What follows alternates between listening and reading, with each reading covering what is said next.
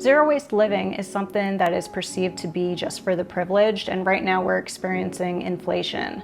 And so a lot of you may be saying, Becca, living a low waste lifestyle sounds great and all, but I think it's probably too expensive. Well, to find out, I'm going to Sprouts Farmers Market where they have bulk / unpackaged items, and I'm gonna take a look at the prices of those items and compare some of them to their packaged counterparts. I was going to hit up a Whole Foods, but when I called to see if they would allow me to bring my own containers, they said that they no longer sell items in bulk. I don't know if this goes for all Whole Foods or not. All I can say is thanks a lot, Bezos. That's ridiculous. Luckily for me, I have a Sprouts nearby, so I'm gonna go ahead and hit that up and see what package-free things we can find.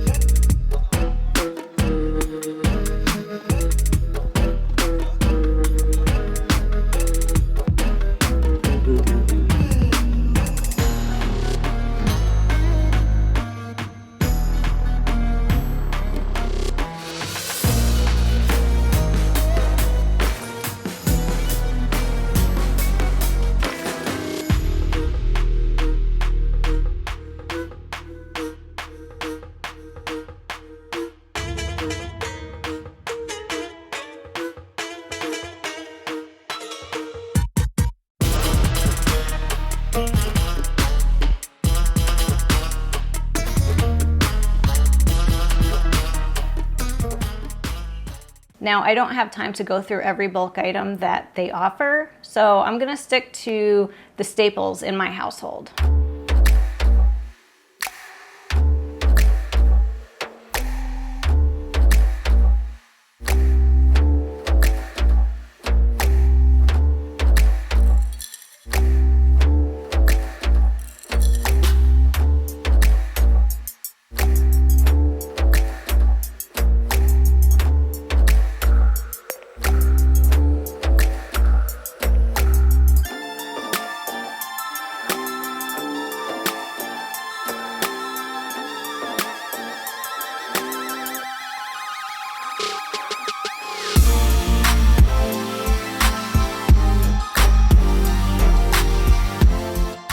I decided to take my shopping online too, because let's face it, that's where a lot of us shop these days.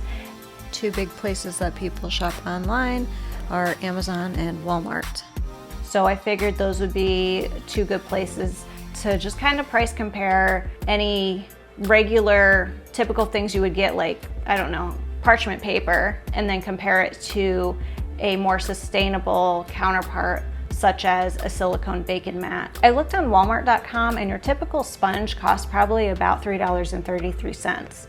And it's recommended that you change it once a week because of all the bacteria that builds up. Plus they kind of get crummy after a while and they don't work so well. They start falling apart, which in my book, they're crummy from the day that they were created. But, you know, and I thought that I would compare that to the cost of a wooden dish brush. With a wooden dish brush, which typically comes with a replacement head, they cost like around $12, and I would say they last about a year. I think that the more eco-friendly, long-term reusable option, you know, it just makes more sense. A 12-pack of Bounty paper towels at Walmart costs about 2 cents per individual paper towel.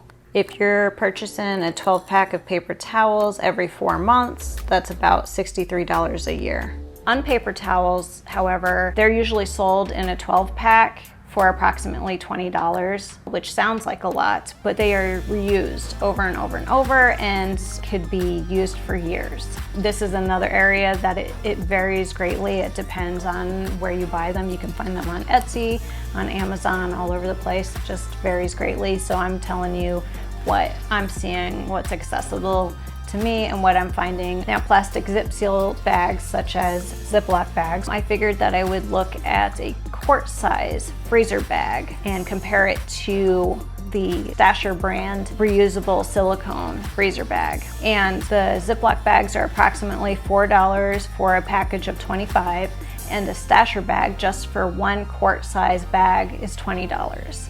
Now, the Stasher bag is reusable and it is freezer, microwave, dishwasher, and oven safe. The way I was kind of looking at it too is that if you have a Stasher bag right now that costs only $20 and you're using it for life, so you don't need to get any more, and then you compare it to somebody who has no silicone reusable bag and they've been using the Ziploc bags, they'll have to replenish their supply, because although technically you can reuse plastic bags, they can only be reused so many times before the seal starts breaking. They might only be like $3, $4, $5 now, but as time goes on, inflation is going to happen and prices are going to rise.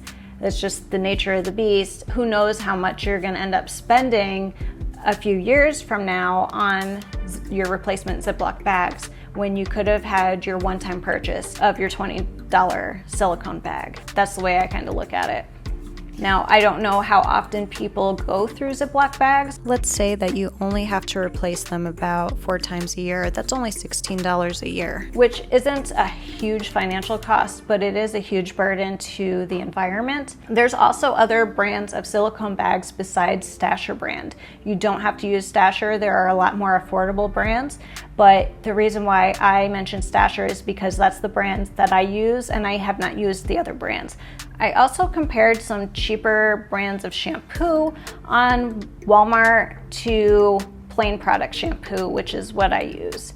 And I have to say that Plain Products is more expensive. When I looked at a typical affordable brand of shampoo at Walmart, the Plain Product shampoo is $1.70 more per ounce than one of the cheap brands sold at Walmart. Before I went on my zero waste journey, I used to use Biolage. I compared it to Biolage, and it's still on average $1 more per ounce than Biolage is. However, as you guys know, I water down my shampoo, so it actually balances out for me. I'm spending about the same as I would have before on your regular household shampoo, but not everybody's gonna water down their shampoo like I do. But you could also check out shampoo bars if you are really trying to be more sustainable. I haven't found a shampoo bar that works great in my hair, but that doesn't mean that it won't work for you. While on my quest to find package-free products, I came across a store which actually is out of the way for me, but I had to check it out anyway, and it's called the Desert Refillery. If anybody that's watching lives out here in Phoenix, I highly recommend you go check them out. They have a good selection of bulk items to choose from. They have all kinds of things like laundry soap and all-purpose cleaners, floor cleaners, laundry boosters, dishwashing tabs, toilet bombs. They also have products like dryer balls, lint removers, Swedish dishcloths, cloth baby diapers, which are totally adorable. They have spray bottles so you can refill items, and what I really loved about that place is that they have a little area where you can bring in your jars from home and donate them for other people to use. You can also purchase bottles from us as well, or we have donated bottles in the back. That's awesome. Yeah. I wish I knew that. I would have brought like a bunch of bottles. And as you guys may know from past videos, I can tend to be a jar hoarder, and then every once in a while I have to say, all right, Becca, enough is enough, and go through my cabinets and get rid of the jars and just keep like a select few that I know I'm gonna use frequently. So instead of me just recycling those, I'm going to save them up and bring them to this shop next time I go back there. So hopefully other people can get use out of them. So again, the place is called Desert Refillery. I would definitely recommend checking them out. You just bring in your own containers. She'll write down the weight of your jar so you can go fill it up. I had a really pleasant experience there. While I was there, I got a lint remover, which is actually more for dog hair and stuff like that. In my boyfriend's Jeep, we tend to take the dogs around a lot of places in the back of the Jeep, and so it is filled with dog hair and it hasn't been cleaned in I don't know how many years. So I decided to put this lint remover to the test, and it took the dog hair out amazingly. I love it. So while I was at the Desert Refillery, I decided to get a little bit of laundry soap, and I found this Hush blend, which she said is very popular, and that costs 55 cents an ounce. I also tried a laundry soap that is unscented. That one was 27 cents per ounce. And I was so excited that they had floor cleaner, eco-friendly floor cleaner that is safe on tile. So I'm really excited to try that out. That only costs 22 cents per ounce. So as you guys can see, it's not really cut and dry. It just depends, but it seems like in general, it's actually cheaper to buy in bulk than it is to buy packaged. And I think that's because when you're buying something packaged, you're actually paying for the cost of the plastic, glass, or whatever container that had to be produced to put said product in. That's not always the case. I hate to say that I can't say, yes, it's definitely cheaper to be zero waste, or no, it's definitely not cheaper to be zero waste. It just really depends. But in this area and these things that I've gone over, it seems like majority of them are more cost effective doing the zero waste route. So it's better for your wallet and better for the planet in a lot of ways. That's a win-win to me. And that's all I have for my price comparisons today. If you guys enjoy videos like this and would like to see me price compare other sustainable products to their non-sustainable counterparts, let me know in the comments below. That's definitely something that I'm open to doing. I just wanted to take a moment to thank each and every one of you for your continued support. I feel like I've got such an amazing community here. I really appreciate all of you guys and all of your comments, so just keep them pouring in. So thank you so much for being here. I couldn't be more grateful. And until next time, you guys take really good care of yourselves. Don't forget to show some love and like and sub. Bye guys. We're experiencing inflation. Something just for the inflation. I can't say inflation. I keep saying inflation.